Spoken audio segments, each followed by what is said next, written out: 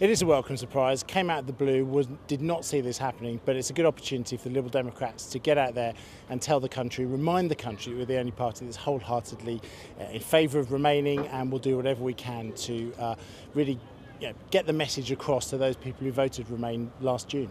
We thought we were going to be as we were for a few more years, so has it been a welcome surprise in that sense? It has. There could have been 3 more years of a slim majority Tory government, and this is an opportunity to get out there.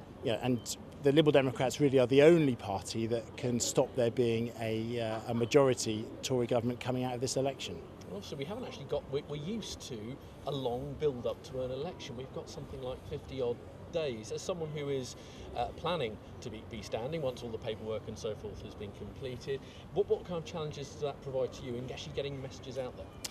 So what you have to do is assemble your team. I've had people already contacting me this morning to say, look, we're here, we want to help you, friends from around the country, we want to see if they can get involved remotely. But there are a huge number of jobs that need to be done, and that does present a challenge when you haven't planned for it. Previously, we had 5 years of run-in to the fact there'd be an election in 2015, but having until June the 8th does represent a challenge. But across the country, 1,000 new members joined the Lib Dems since Theresa May's announcement this morning, so very happy with that.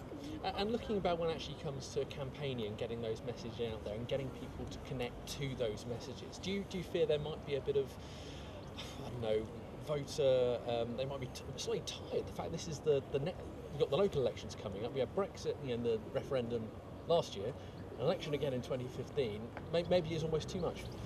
Oh, I think for some people that may well be the case, but my sense from talking to people over the last few weeks is that particularly amongst those people who voted to Remain, that they want an opportunity to voice the fact that they're still committed to the Remain agenda and recognise there is only one party that is speaking up for them at the moment. And when it comes to speaking about sort of local issues as well, anything particular you're planning to push? I think locally my key issues are around growing the Norwich economy. I think Norwich has a digital sector that's been underrepresented and can grow, and also housing. Housing's been a key thing for me. We're trying to encourage the City Council at the moment to utilise some of the powers it already has to compulsory purchase land that's been land banked for decades, brownfield sites, and get houses built there. But overall, the importance of getting people out to vote. We say about it every time.